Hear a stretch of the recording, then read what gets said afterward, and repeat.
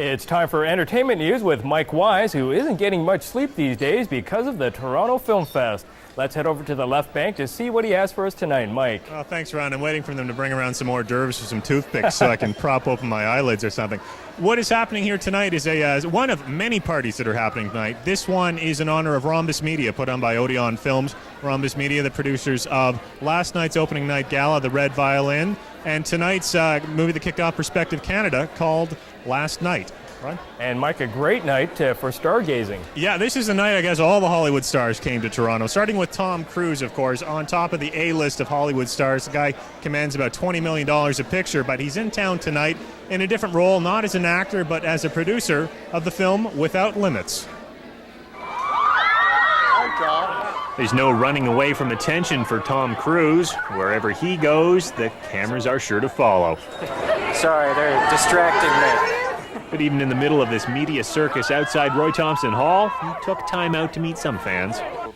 Earlier today at a press conference, it was all he could do to answer reporters' questions and try not to let the other people associated with the movie feel left out. Forgive me, Don, but I grew up watching Donald Sutherland and... Get your victory lap before they tear the stadium down! Without Limits stars Billy Crudup and Donald Sutherland and tells the story of Steve Prefontaine, the ill-fated American middle-distance runner who revolutionized his sport in the early 70s, making his name at the 1972 Olympics. Cruise turned down the chance to act in the movie. Instead, he chose to produce it, with Academy Award winner Robert Towne directing. In my situation is, whatever amount of power or responsibility I carry is to channel in a way that allows me to hopefully, make good films, and so that's always been my goal.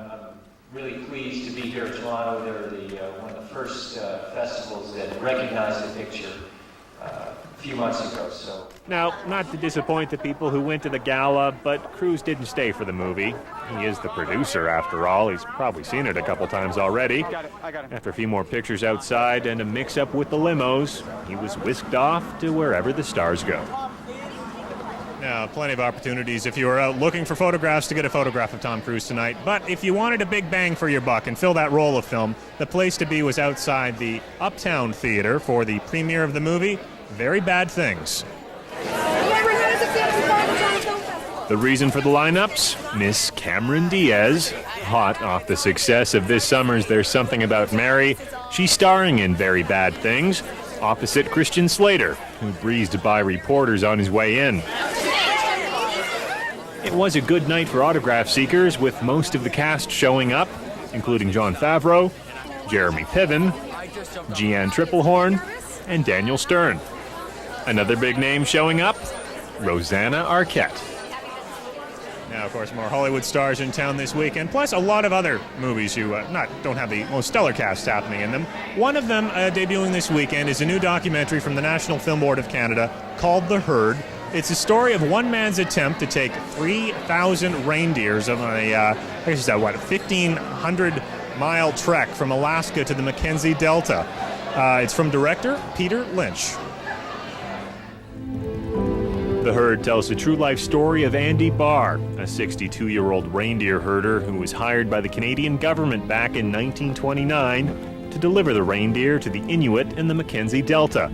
The job was expected to last about 18 months. Instead, it took 6 years.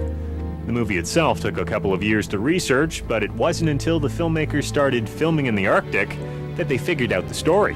We wrote an outline, we went and shot on two occasions in Alaska and Canada, and then we went up with an actor and started to work with also some locals up there to become part of the film. So we sort of introduced the figure into the story, and then from there we worked with actors in Toronto. So we started to write the script almost in reverse. The story is told using a variety of third-person observations, everyone from the man who owned the reindeer to some Ottawa bureaucrats monitoring the journey. It's quite different from Lynch's last film, Project Grizzly, a big hit at the Toronto Festival 2 years ago. It told the story of a Northern Ontario man's attempt to survive an attack by a grizzly bear. You're seeing what they're seeing, you're smelling what they're smelling. Lynch had his own challenges working with animals in this film.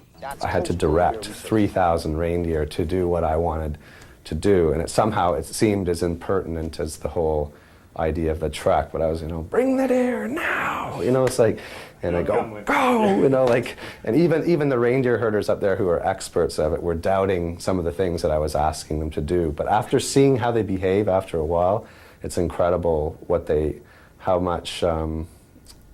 we actually got was incredible to see when you know how abstract it is to try to direct them. The herd has public screenings on Saturday at 6 o'clock and Sunday morning at 10 at the Varsity Theaters. And finally, remember, the CBC has got a new website you may see advertised called InfoCulture, sort of the best of arts and entertainment coverage across the 2 radio networks and the 2 television networks. Got a special segment set up devoted to the film festival. If you're interested, the address is www.infoculture.cbc.ca.